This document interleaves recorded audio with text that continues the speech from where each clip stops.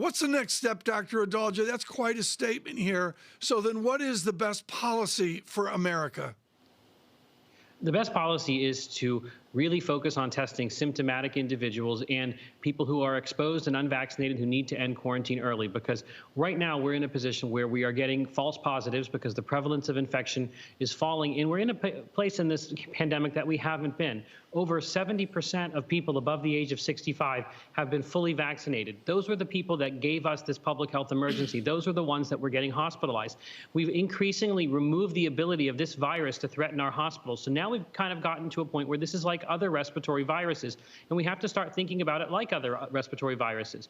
We don't test people asymptomatically for influenza, so I think we probably need to start ratcheting back a lot on this asymptomatic testing and focus on vaccinating people and testing people who are symptomatic, either if they're vaccinated or not vaccinated, because I think we're in a good point, in a good trajectory. And I think Speak to schools right now. It's May. We got to get to August and ramp up to September schools start. Are you saying COVID and influenza, that there's little distinction, that there's little difference?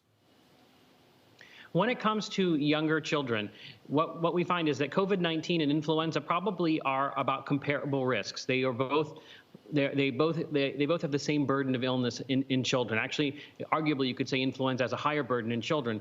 So what schools do for influenza, that should be what they're doing for COVID-19. And I think it's even more the case because the vaccine for COVID-19, which students 12 years and up are eligible for, is much more effective than the flu vaccine. So I think we're in an okay place when it comes to schooling. I don't think that pooled testing or asymptomatic testing is something that we should do in schools, because you're going to get a lot of false positives. You're going to have a lot of disruption. I think that we can continue the other mitigation measures of masks, trying to vaccinate the population, social distancing, but schools should be open now, and I don't think testing should be a barrier for opening schools. Dr. Adalja, can you square the discrepancy between what you're saying, which is essentially we're moving into a new phase of the pandemic where it's no longer the pandemic, but it's just another illness that we need to deal with on a regular basis, whereas we have Singapore locking down after a handful of cases that have been detected in the community.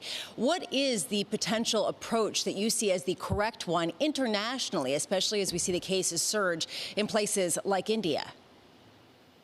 So I think if you've got a highly vaccinated population, you have a whole different menu of options that are there. If you're a country that's not highly vaccinated like India, then your only options are those same what we call non-pharmaceutical interventions, where you have social distancing and you have advising people to stay at home. All of that is something that you don't have to do if your population is highly protected with the vaccine, especially those high-risk individuals. So I don't think what Singapore is doing is correct. I think right now the U.S. is on the right policy. For the first time probably during the pandemic, the U.S. actually has the correct policy, where we've decoupled cases from severe disease hospitalizations and deaths, which is exactly what the vaccine was designed to do. So I think that that's the policy now, is to vaccinate your population as much as possible. And the only reason that you should be pushing these non-pharmaceutical interventions is if you have not vaccinated enough of your high-risk populations and you're worried about your hospitals going into crisis. We've removed that ability in the United States by vaccinating those high-risk individuals. Dr. Adalja, we also, though, are looking at strains and other variants, and people sometimes point to that to say,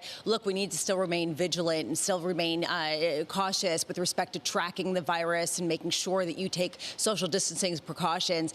And do you think that's fear-mongering? Do you think that that's sort of unnecessary, given the fact that a lot of the vaccines have shown to prove effective against some of these strains? Definitely, when you have a fully vaccinated population, a high percentage of your population fully vaccinated, those variants, even the more problematic variants like 1351 from South Africa, they are still unable to cause serious disease, hospitalization, and death. Certainly, if you're an unvaccinated person, those variants do pose a risk to you. And if you're an unvaccinated country, it can be a real problem, as we've seen in places like India. But I think that the variants are something that our vaccines are very robust against. So the solution to the variants is to get vaccinated and to vaccinate as much of your population as possible.